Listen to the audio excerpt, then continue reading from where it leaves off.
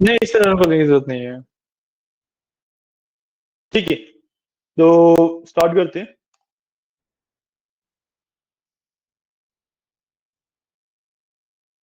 आज की क्लास थोड़ी सी छोटी रखेंगे, ठीक है, कि और लोग हैं नहीं, और सिर्फ ये वाला पार्ट कंप्लीट करेंगे। दैट विल बी बेसिकली, ठीक है।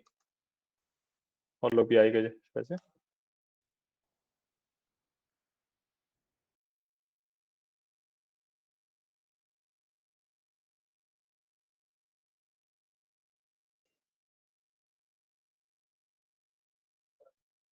आ जाओ गाइस, इधर ही आ जाओ।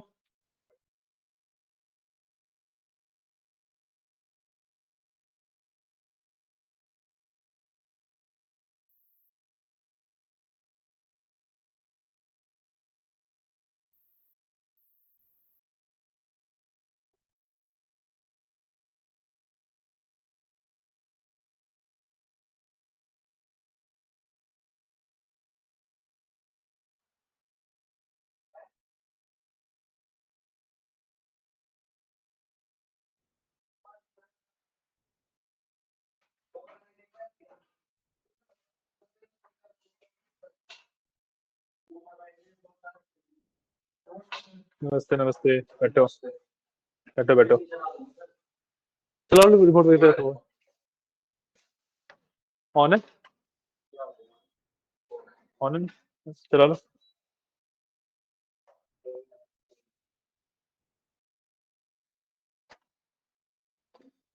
बैठो, स्टार्ट करते हैं।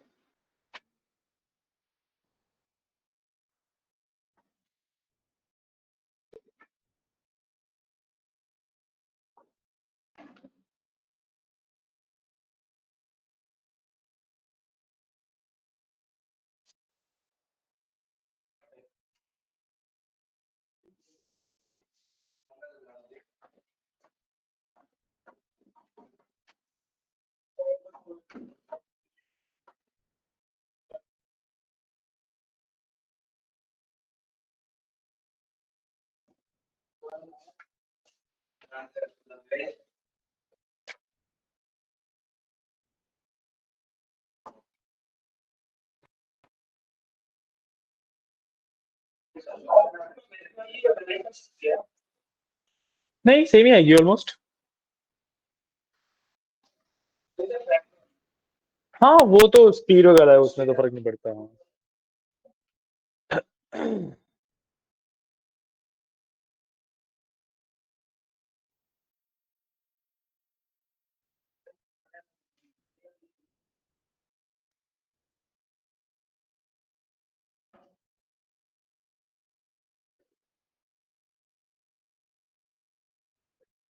खोलो गूगल क्लैप वगैरह खोलो। हाँ, क्या पार्ट करते हैं।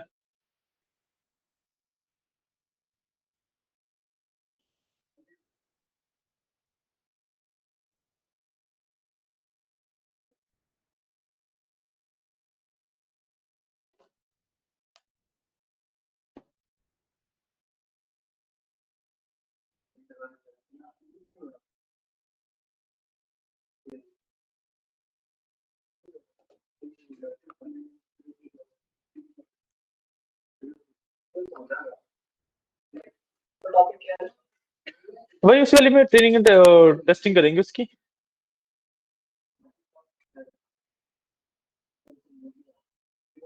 खोलो कोलैब गाइस, कोलैब खोलो।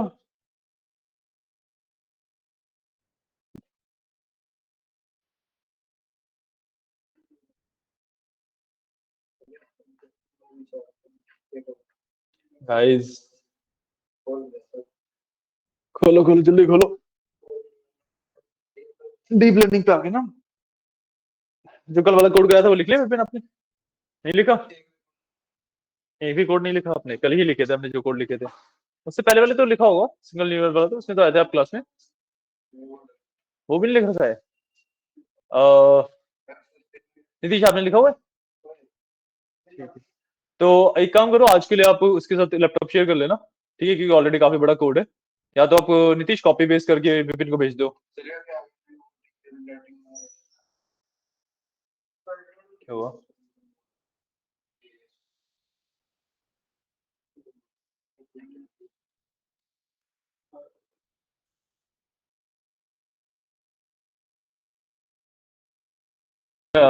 नहीं नहीं, बैक जाओ, आपने कोई और अकाउंट सिलेक्टेड, आपको लैब को वैसे नॉर्मली खोलो, सीधा वो फाइल मत खोलो। अच्छा, आपका लॉग इन ही नहीं हो, लॉग इन नहीं हो तभी मांग रहे हैं ना। जिस अकाउंट पे आपने बनाया था उसी पे खुलेगा, देखो। कितने अकाउंट लॉग इन है इसमें? दो ही है? दोनों पे एक बार लैब खोल के देख लो किसमें है फाइल। ठीक है, तो आज हम आगे की बात करते हैं। ठीक है, कल हमने क्या किया था, कल हमने एक मॉडल डिफाइन कर लिया था। ठीक है, आज हम उसकी ट्रेनिंग और टेस्टिंग करेंगे। ठीक है, तो मेरे को एक मॉडल डिफाइन किया, उस मॉडल की मैं ट्रेनिंग करूंगा, फिर उस मॉडल की मैं टेस्टिंग करूंगा। ठीक है, क्लियर है? कल जो हमने किया था, डेटा की प्री प्रोसेसिंग करी थी, मॉडल को डिफाइन कर लिया था, राइट? तो let me share the screen with you guys and training करते हैं।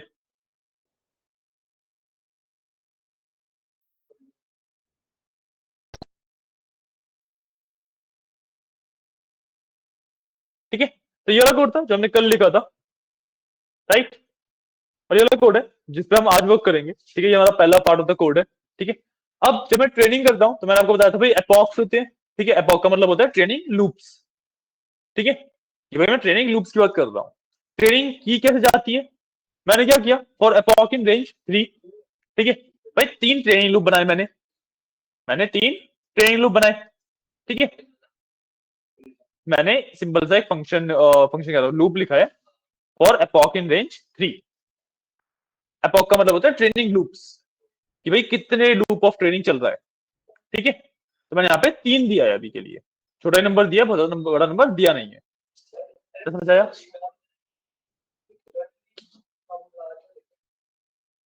क्या?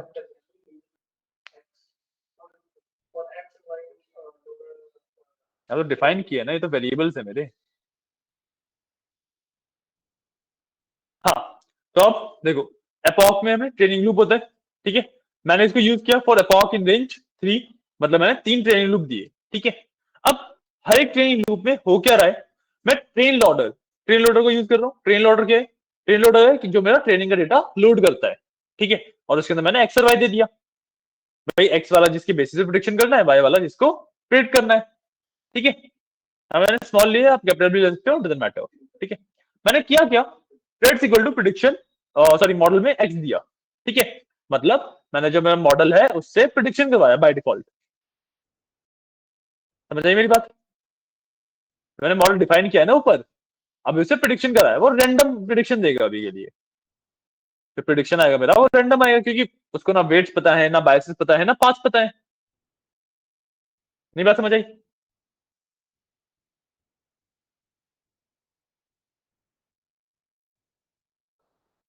बात समझ आई पहली वाली, जो मैंने प्रेड्स इक्वल टू मॉडल एक्स लिखा है, जो मैंने प्रेड्स इक्वल टू मॉडल एक्स लिखा है, वो वाली बात समझ आई है? नहीं आई? चलो बताते हैं।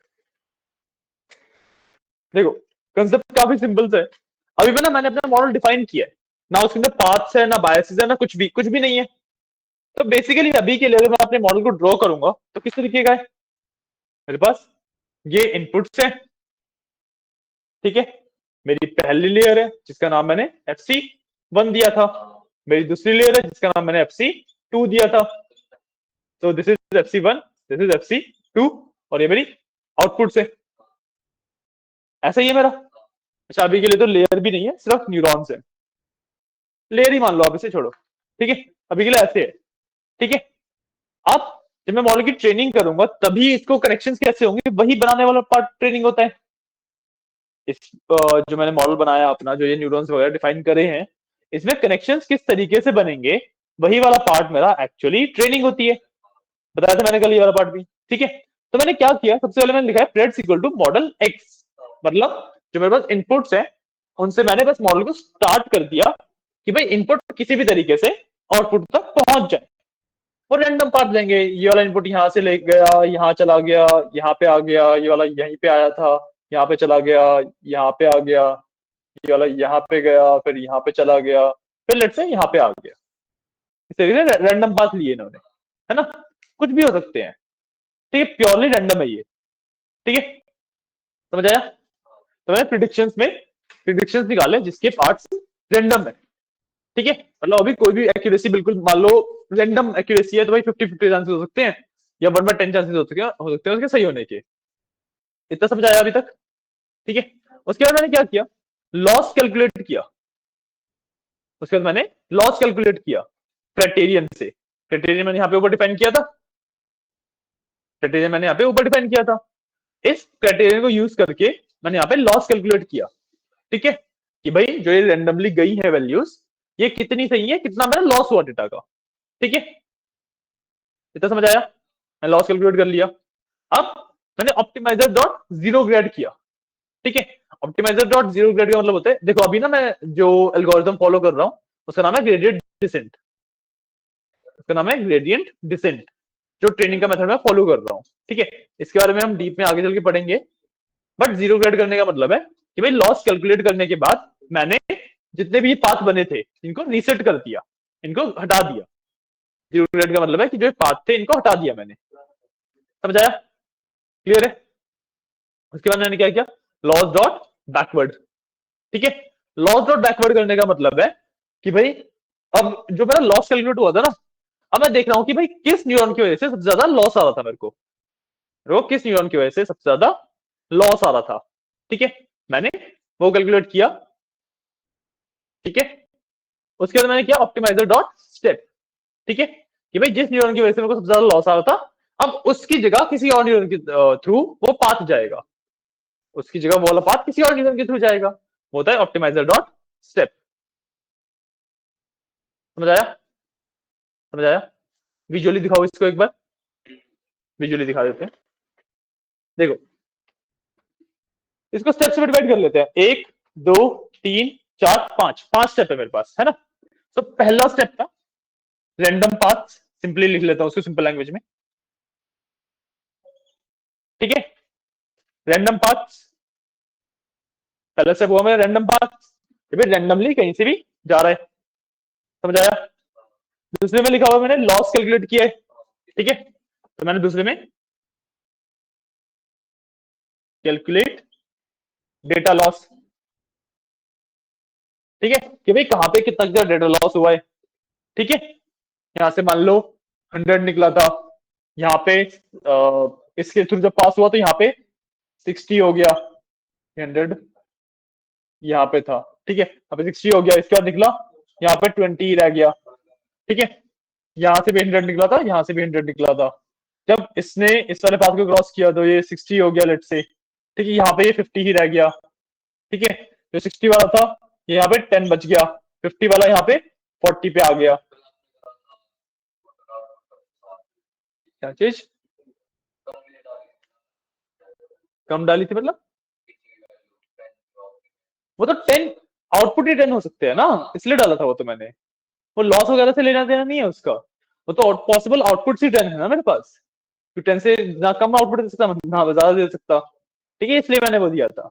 ठीक है, अब ये हुआ जो ये डेटा कैलकुलेशन वाला पार्ट है, ये सब हमने कैलकुलेट किया। ठीक है, कैलकुलेटेड डेटा लॉस कि भाई यहाँ से 100 निकला, यहाँ पे 60 हो गया, फिर 10 रह गया, 100 50 40, ये सब हर एक बात का उसने डेटा लॉस कैलकुलेट कर लिया। ठीक है, क्लियर है? समझ आया? ठीक है, थर्ड स्टेप है ऑप्टिमाइजर डॉट जीरो ग्रेड। ठीक है, उसने कैलकुलेशन तो सेव कर ली।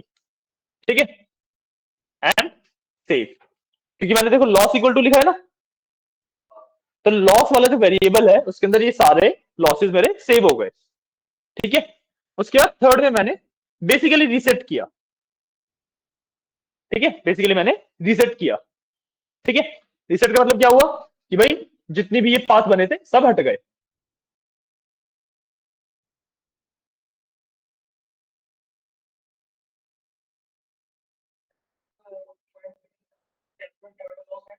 सेव,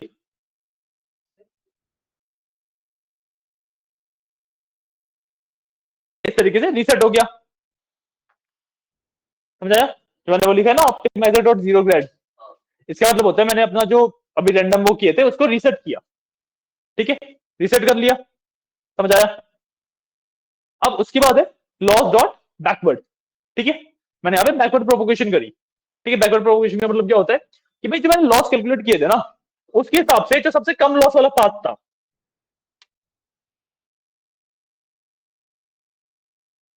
उसके हिसाब से जो सबसे कम लॉस वाला पाथ था, ठीक है, उसको रखा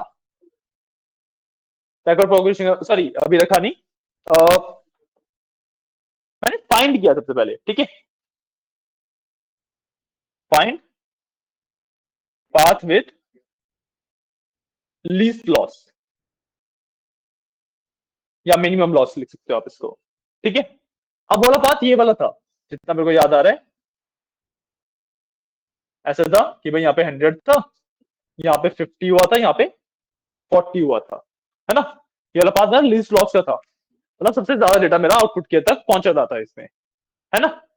तो सॉरी, हाँ आखिरी तक ज्यादा वैल्यू बची थी, बाकी बाकी दोनों में 10-10 बची हुई थी ना, इसमें 40 बची थी। तो ये वाला पाथ मेरा लीस्ट लॉस का पाथ था, ठीक है, समझ आया, ठीक है। मैंने ये वाला पाथ फाइंड किया, ठीक है। अब ऑप्टिमाइजर स्टेप है, ठीक है, जो मैंने फोर्थ ये पाथ फाइंड किया, इसको मैंने अपने मॉडल के अंदर परमानेंट कर दिया, इसको मैंने अपने मॉडल के अंदर परमानेंट कर दिया। नहीं नहीं, ऑप्टिमाइजर डॉट जीरो ग्रेड से सब कुछ हट गया था, हाँ। उसके बाद मैंने जो लॉस सेव किया हुआ था ना, उसके बेसिस पे कैलकुलेट किया सबसे कम लॉस वाला पाथ कौन सा था, ठीक है। उसके बाद मैंने ऑप्टिमाइजर डॉट स्टेप किया, मतलब जो ये वाला पाथ था इसको मैंने सेव कर लिया। तो बेसिकली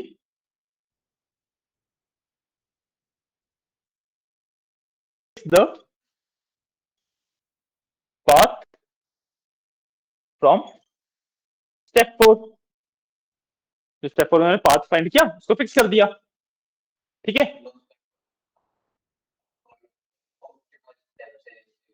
हाँ ऑप्टिमाइजर स्टेप से मैंने सेव कर दिया और बैकवर्ड से कैलकुलेट किया था, समझ आया, क्लियर है इतना, कोई डाउट इतने में नहीं ना, ठीक है। अब मेरे पास एक पाथ आ गया, ठीक है, ये फिक्स हो चुका है, ठीक है। अब दूसरी बार दोबारा लूप स्टार्ट हो जाएगा, है ना, एक बार वो प्रिंट कर देगा कि भाई इतना लॉस हुआ और इतना सब कुछ रहा, ठीक है। उसके बाद तो लूप दोबारा स्टार्ट हो जाएगा दूसरी बार में।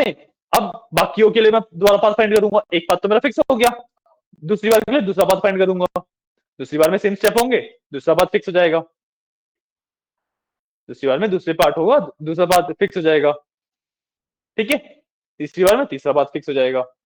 इस तरीके से पाथ फाइंड हो रहे हैं सबसे कम लॉस वाले। आई मेरी बात समझ, इतनी बात समझ आई मेरी। अब जो इसमें सेव होता है ना, जब मैं कैलकुलेट कर रहा हूँ लॉस और बैकवर्ड कैलकुलेट कर रहा हूँ, जब एक पाथ सेव नहीं होता, हर एक आउटपुट के लिए एक पाथ सेव होता है, हर एक आउटपुट के लिए लीस्ट लॉस वाला पाथ सेव होता है। मेरी बात समझ आई।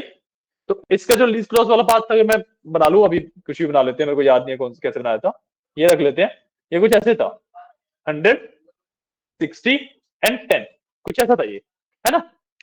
तो इसने एक ये सेव किया, एक ये सेव किया, क्योंकि इस वाले आउटपुट पे लीस्ट लॉस वाला पाथ यही है फिलहाल, ठीक है। अब उसने दोबारा बैक प्रोपोगेशन करी, ठीक है।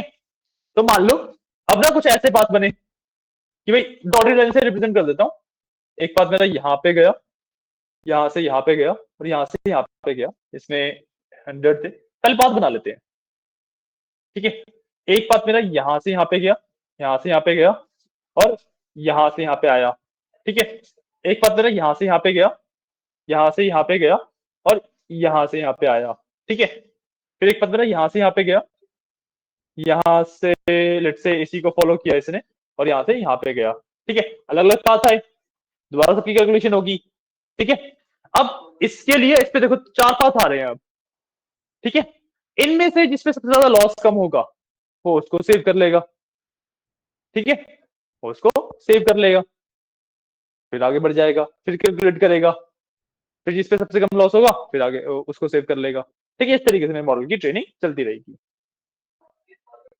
3 बार कर रखा है, हाँ, जिसमें सबसे कम लॉस हुआ है, जिसमें सबसे कम लॉस हुआ है उसको सेव करता रहेगा हर बार, ठीक है ना। और जो हमने ये पाथ सेव किया है, इसका पता सिग्निफिकेंस क्या है, इसका सिग्निफिकेंस ये है कि मान लो यहाँ पे 40 वाला मेरा पाथ ऑलरेडी सेव्ड है, इसको मैंने फिक्स कर दिया था, यहाँ पे लिखा है ना fix the path from step 4, इसको मैंने फिक्स कर दिया था, अब अगली बार में जो कैलकुलेट हुआ वो मान लो यहाँ पे ना 30 आया, कुछ भी कैलकुलेशन हुई यहाँ पे 30 आया, ठीक है। तो अब ना अगर मैं फिक्स नहीं करता इस पाथ को तो वो सिर्फ इसको देखता और 30 वाला सेव कर लेता, बट मेरे को एक्चुअली ऑलरेडी एक बेटर पाथ मिला हुआ है 40 वाला, तो इस 30 वाले को सेव करने की जगह बस 40 वाले को ही सेव रखेगा। अगर 40 से ज्यादा यहाँ पे आता, मान लो यहाँ पे 60 आ गया, मान लो यहाँ पे 60 आ गया, तो फिर वो इस वाले को हटा के सिर्फ इसको रखता। समझो किस तरीके से लॉस कम होता चला जाएगा मेरा, हर एक ट्रेनिंग के लूप के साथ साथ मेरा लॉस कम होता चला जाएगा। कंसेप्ट समझ आया? कोई डाउट? नहीं? ट्रेनिंग कर लेते हैं अपने मॉडल की, ठीक है। अब ट्रेनिंग करने के लिए, अब क्योंकि हम दोबारा क्लास खोला है, हाँ जी, हाँ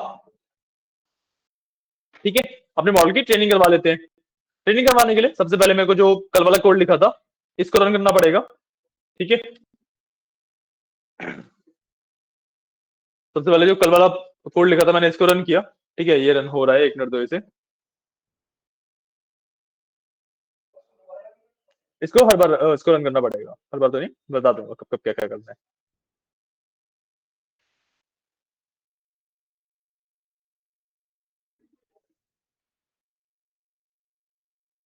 ठीक है, ये वाला पार्ट रन हो रहा है, गिव इट अ सेकंड, अभी हो जाएगा ये रन, ठीक है, ये वाला पार्ट रन हो गया। अब मैं इसकी ट्रेनिंग स्टार्ट कर सकता हूँ, मैं इस पे क्लिक कर दूंगा, यहाँ पे मेरे ट्रेनिंग लूप स्टार्ट हो जाएंगे।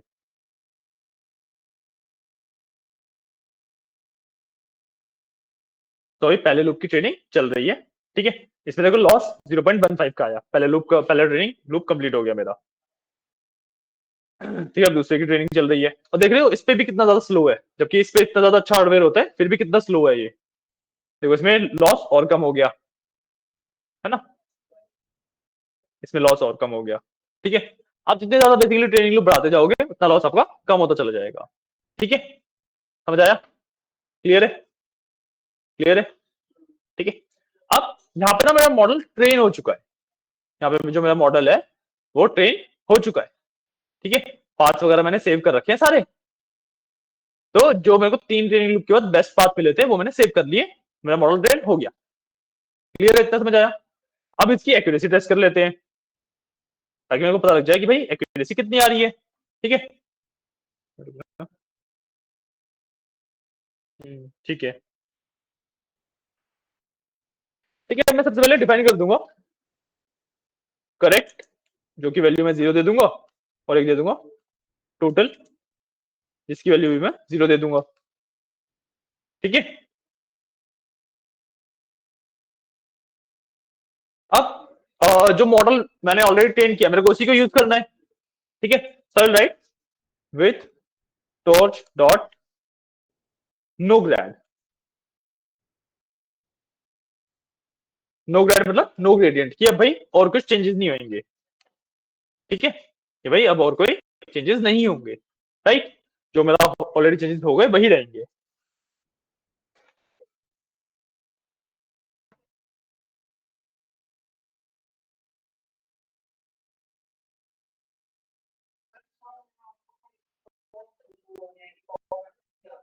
आपको 3 ही आ रहा है, आपने कहीं ना कहीं पे गड़बड़ करी है, स्पेस वगैरह सही से नहीं लगाए हैं,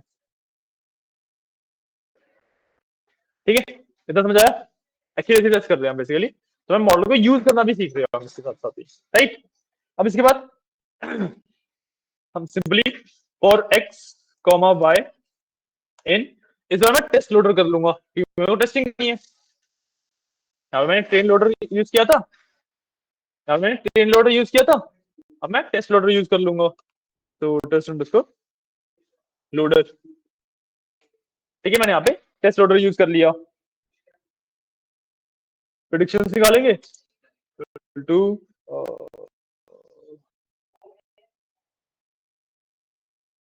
मॉडल में एक्स दे दिया हमने, डॉट आर्गमैक्स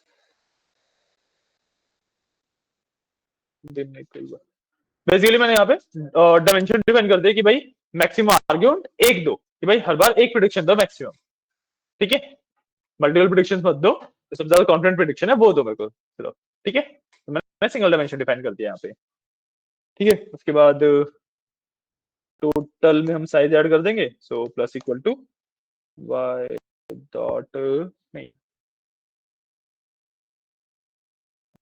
ये तो करेंगे। ठीक है, कोई इशू नहीं। अच्छा हाँ, टोटल कर रहे हैं ना, तो वाई डॉट साइज 0 किया। ठीक है। और उसके बाद हम करेक्ट वाला वेरीफाई कर लेंगे।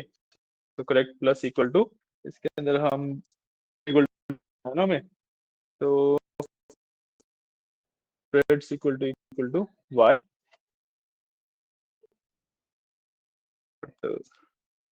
सम डॉट हाइट। ठीक है, ये वाला पाऊंगा टाइम पे भी spreads equal to Y test किया था, है ना, तो ये वही वाला पार्ट। ठीक है।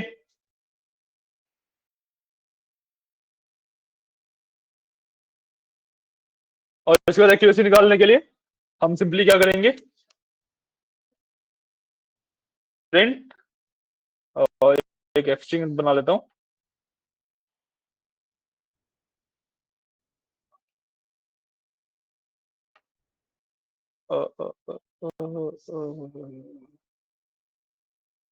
करेक्ट डिवाइड बाय टोटल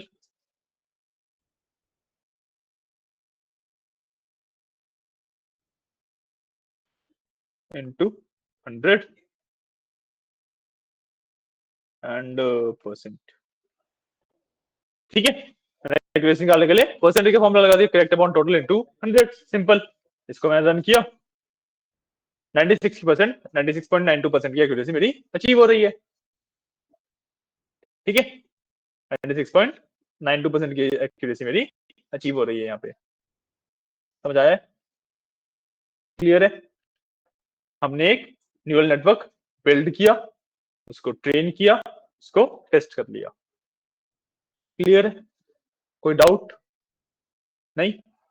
ठीक है, तो ये वाला पार्ट भी कर लो। ऊपर ट्रेनिंग वाला पार्ट कर लिया था, नहीं किया तो पहले ये करो ना, सीधा नीचे वाले पे कैसे आओगे।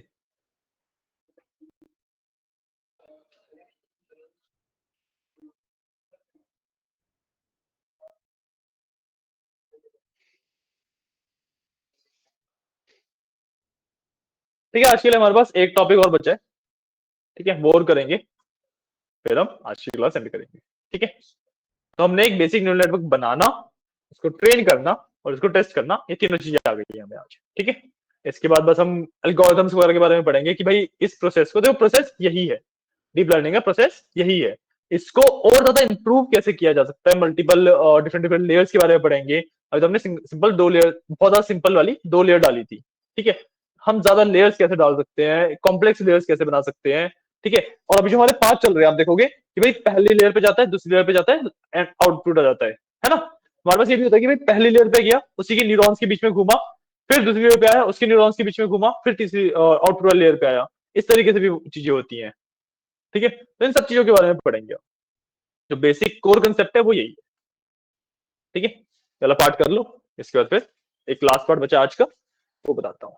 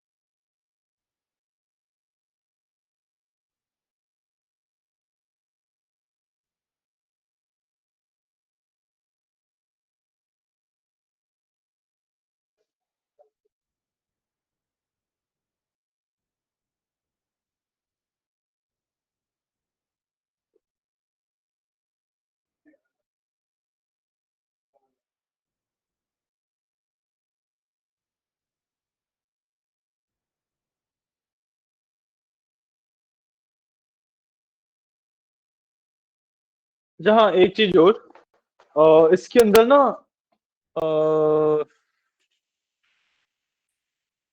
जो हमने ये वाला पार्ट किया था, ये वाला लॉस रिग्रेशन नहीं होता, ये लर्निंग रेट होता है। ठीक है, मेरे को गलत पता था। This is learning rate, not loss regression. ठीक है, ये जो करेक्ट कर रहा हूँ। ठीक है, ऑप्टिमाइजर के अंदर मैं एक्चुअली लर्निंग रेट देता हूँ, नॉट लॉस रिग्रेशन। ठीक है, लर्निंग रेट का बेसिकली मतलब होता है कि भाई किस रेट पे वो लर्न करेगा, कितनी स्पीड से वो लर्न करेगा। ठीक है, यूजुअली हमें हमेशा प्रेफर करते हैं कि भाई इसे स्लोली स्लोली लर्न करवाए। ठीक है, उसका पॉइंट क्या होता है, उसका हमें फायदा क्या मिलता है, उसका हमें फायदा ये मिलता है कि भाई अगर एक मेरा मॉडल स्लोली लर्न कर रहा है तो वो ना बहुत ज्यादा चीजें सीख पाएगा। ठीक है, बट अगर मैं बेसिकली स्टूडेंट्स की तरह है, और मैं आपको बहुत तेज भगाता रहा हूं, तो आपको कंसेप्ट का नाम पता होगा कि भाई हमने डीप लर्निंग पढ़ी थी, उसमें ये कंसेप्ट पढ़े थे, बट हर एक कंसेप्ट क्या होता है, किस तरीके से इंप्लीमेंट किया जाता है, वो नहीं समझ आएगा, है ना। और अगर मैं आपको थोड़ा धीरे धीरे पढ़ाऊंगा तो आपको बेशक से आप एक आधा कंसेप्ट भूल जाओ, बट जो कंसेप्ट आपको याद है वो प्रॉपर अच्छे से याद होगा। करेगा पॉइंट, वही होता है लर्निंग रेट, कि भाई हम हमेशा प्रेफर करते हैं स्लोली लर्न करवाने का इंस्टेड ऑफ जस्ट भगाना उसे। तो ये लर्निंग रेट होता है एक्चुअली। ठीक है ना, दिस वाज माय मिस्टेक, मैंने इसको गलत बताया था।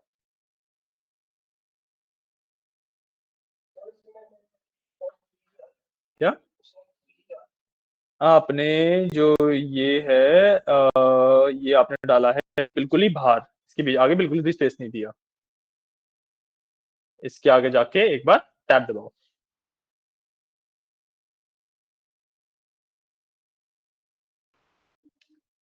कर लिया इतना पार्ट। और एक काम करता हूँ, सुनो गाइस, एक काम करता हूँ, एक जो लास्ट पार्ट है वो वाला कोड भी करवा देता हूँ। ठीक है, फिर आप आराम से नोट करते रहना। ठीक है ना, तो जो लास्ट पार्ट है उसकी उसमें हम टेंसर्स एंड जीपीयू रेंडरिंग के बारे में, जीपीयू लर्निंग के बारे में सीखेंगे। ठीक है, कि भाई टेंसर क्या होते हैं, और जो जीपीयू के ऊपर मैं अपने मॉडल्स को ट्रेन करता हूँ वो कैसे किया जाता है। ठीक है, तो सबसे पहले मैं एक टेंसर डिफाइन करता हूँ। ठीक है, टेंसर मैंने बताया था कि भाई smallest unit of any model होते हैं, किसी भी मॉडल की एक स्मॉलेस्ट यूनिट होती है। ठीक है, डेटा की स्मॉलेस्ट यूनिट को आप टेंसर बोल सकते हो। राइट, एक रैंडम बना लेते हैं, तो मैंने एक्स लिया, इसके अंदर मैं टॉर्च डॉट रैंड यूज कर लूंगा। ठीक है, और 3x3 का एक्सटेंसर बना देते हैं। ठीक है, रैंड यूज करना है ना,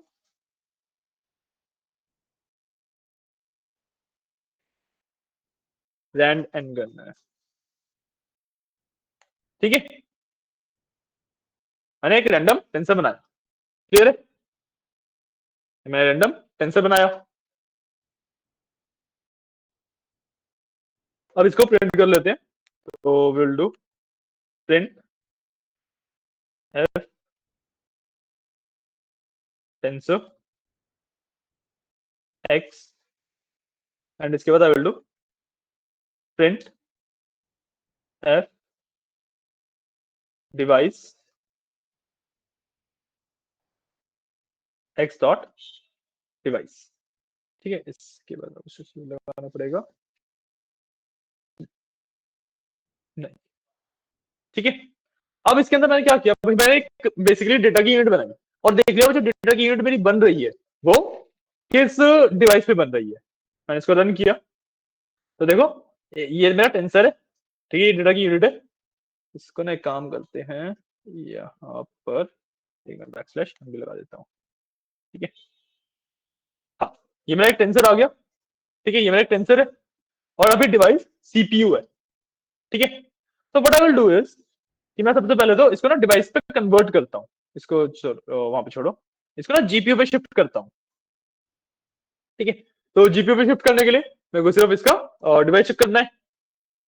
तो इफ टॉर्च डॉट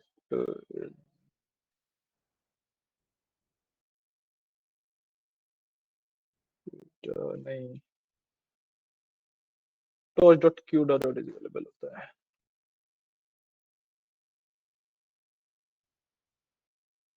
ठीक है, मैंने एक फंक्शन यूज किया torch dot CUDA dot is available. ठीक है, अब इसमें ना याद रखना कि जो क्यूडा होता है ना, CUDA is basically technical term for GPUs. ठीक है, तो मैं यहाँ पे चेक कर रहा हूँ कि भाई मेरे पास जीपीयू अवेलेबल है या नहीं है। ठीक है, अगर मेरे पास जीपीयू अवेलेबल है तो मैं उसको उस पे शिफ्ट कर दूंगा, ठीक है। तो I will do x equals x dot Q dot, ठीक है। तो मैंने अगर जीपीयू अवेलेबल है तो उसको मैंने जीपीयू पे शिफ्ट कर दिया, और उसके बाद सिंपली मैंने प्रिंट कर दिया।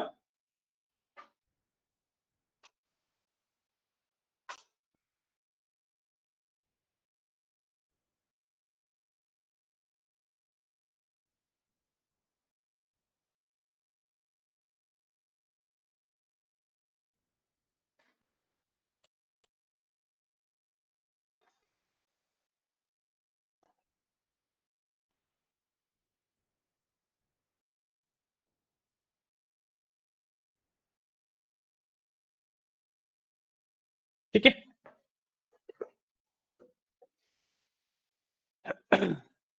ठीक है, इतना किया मैंने इसको रन किया।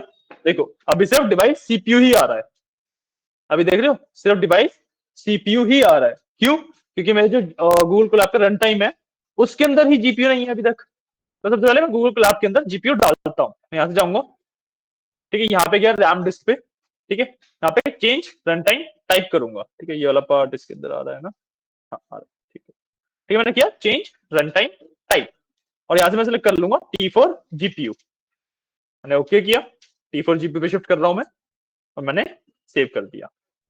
तो it will disconnect and reconnect, ठीक है। हाँ,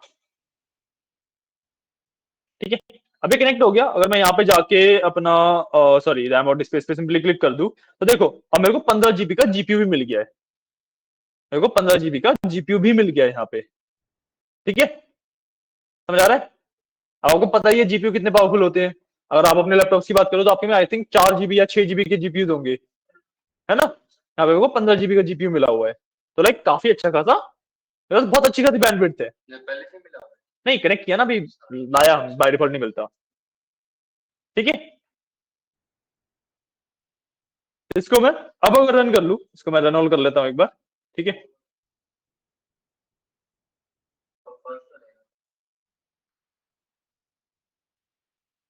ये देखो ये वाला तो नेट वाला पार्ट है, इसमें तो बहुत ज्यादा स्पीड का फर्क पड़ेगा नहीं। जो ट्रेनिंग वाला पार्ट है उसमें देखना,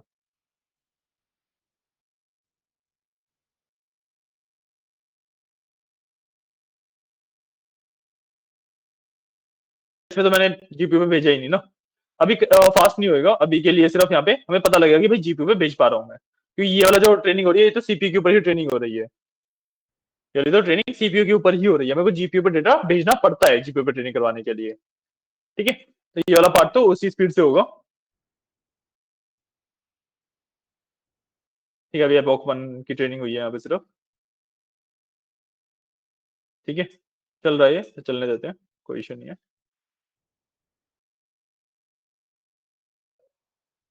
भी दिखाएंगे, रुक तो जाओ, अभी मैं आपको लिखने के लिए टाइम दूंगा, उसके बाद आप लिखते रहना, बस 5 मिनट और दे दो मेरे को। पहले से भी ज्यादा time लगा। ठीक है, इसकी भी ट्रेनिंग हो गई। और अब यहाँ पे देखो, जो लास्ट वाला कोड है उसका आउटपुट यहाँ पे अब चेंज हो गया, क्योंकि मेरे पास रन टाइम में जीपीयू अवेलेबल था। तो यहाँ पे पहले इसने बताया कि भाई टेंसर ये है, पहले जो यहाँ पे डिवाइस दिखा रहा था वो सीपीयू था, ठीक है। उसके बाद move tensor to GPU, new device Q dot zero, भाई जीपीयू पे मेरा टेंसर चला गया, मतलब मैं जीपीयू यूज कर पा रहा हूँ, ठीक है। एक मैं यहाँ पे सिंपल एक प्रिंट स्टेटमेंट और डाल दूंगा टू डिफरेंशिएटेड, तो मैंने रन किया, ठीक है, ठीक है। समझ आया? अब ये वाला कोड कर लो और मेरे को बता दो कहां से आप लोगों को देखना है।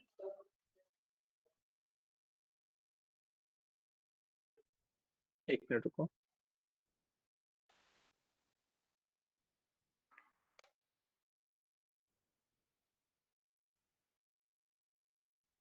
क्या हो गया? ठीक, ठीक है। अब पहले मेरे को बताओ, ये वाला कोड लिख लिया सबने? आ जाओगे? ठीक है, ये रहता है के बाद में ना, चलो। हाँ, जीपीयू की ट्रेनिंग बहुत ज्यादा फास्ट हो जाती है ना। हम जब आगे चल के मॉडल्स को यूज करेंगे, जब हम बड़े बड़े मॉडल्स ट्रेन करेंगे, तो उसके अंदर अभी तो हमने 3 एपॉक्स यूज किए थे, तो उसके अंदर 100 एपॉक्स पे जाना होता है, ठीक है। तो आपने देखा 3 एपॉक्स में ही इसने कितना टाइम लिया, 48 सेकेंड, ऑलमोस्ट 1 मिनट लिया इसने फॉर 3 एपॉक्स, है ना। तो हम 100 एपॉक्स पे जाएंगे तो ऑलमोस्ट 30 मिनट के आसपास ले लेगा ये, है ना भाई। 30 मिनट तो हम ट्रेनिंग कराते रहेंगे जीपी से, वो और ज्यादा फास्ट हो जाता है। ठीक है, अगर यही चीज आप अपने सेम सिस्टम पे करोगे, ठीक है, ये वाला जो इसने 1 मिनट लिया ना, वो स्टिल अभी भी आपके सिस्टम के ऊपर कम से कम 5 मिनट तो इजीली लेगा। क्यों? क्योंकि जो हमें यहाँ पे सीपीयू मिलता है ना, सीपीयू भी काफी हाई एंड मिलता है, जो कि हमारे पास हार्डवेयर में अवेलेबल नहीं होता। आप लोगों के लैपटॉप में बता रहा हूँ कि 5 मिनट लेगा, मेरे वाले पे 10-15 मिनट आराम से लेगा, क्योंकि मेरे में सीपीयू और ज्यादा लो एंड है। ठीक है ना। तो इसी वजह से हमारा जो मेन पर्पस था गूगल कोलैब पे आने का यही था कि भाई हमें हार्डवेयर थोड़ा अच्छा मिल जाए, हमें बहुत ज्यादा वेट ना करना पड़े अपने मॉडल्स की ट्रेनिंग के लिए। ठीक है, तो आज की क्लास के लिए इतना ही।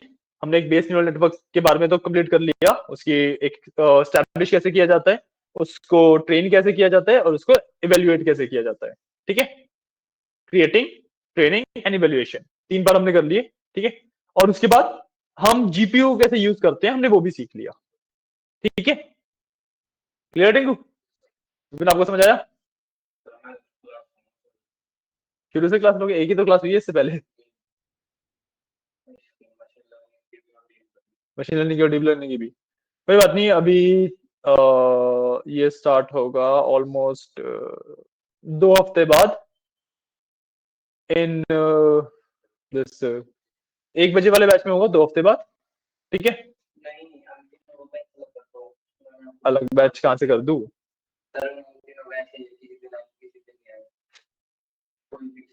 वीकेंड पे कर सकते हो फिर तुम,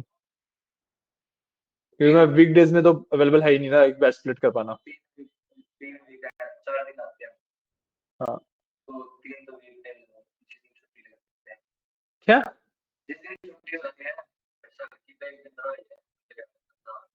हाँ, क्या बोल रहे हो आप?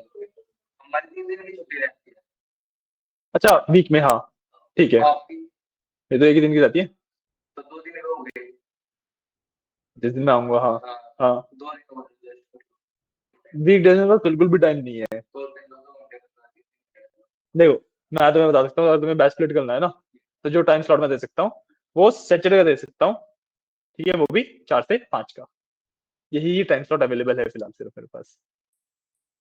फिलहाल टाइम स्लॉट्स अवेलेबल ही नहीं है। हाँ, मेरे को आप मैम से एक बार बात कर लेना।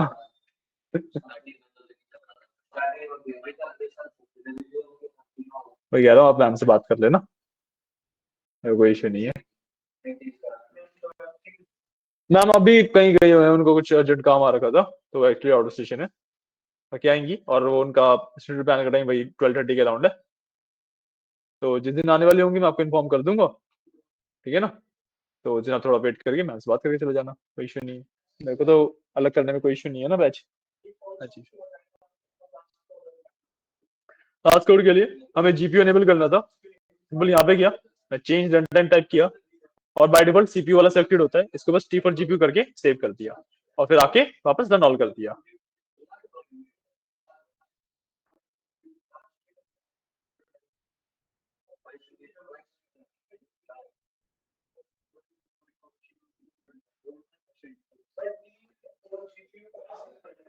हाँ,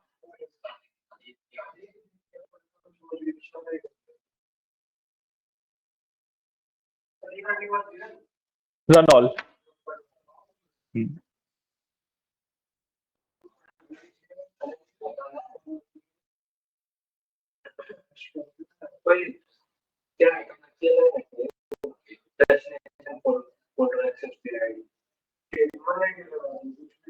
ठीक है, तो आज की क्लास के लिए इतना ही, कल मिलते हैं, कल नेक्स्ट पार्ट पे चलेंगे। ठीक है,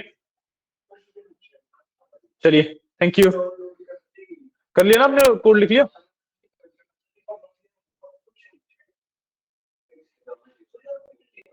बस ये लाइन ही ऐड करिए, ये तो बस सेपरेशन के लिए, नेसेसरी भी नहीं है लाइन तो। ठीक है।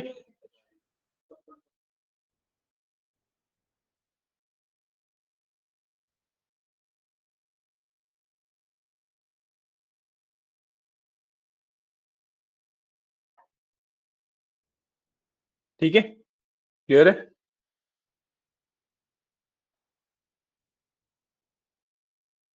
हुआ? एंड करे क्लास।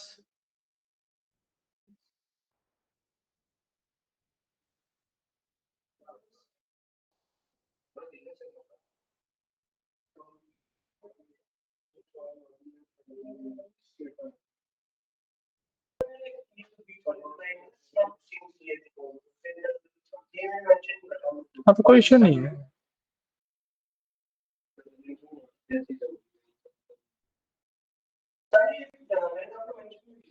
बस ये लाइन यहाँ पर लगाने के लिए। हाँ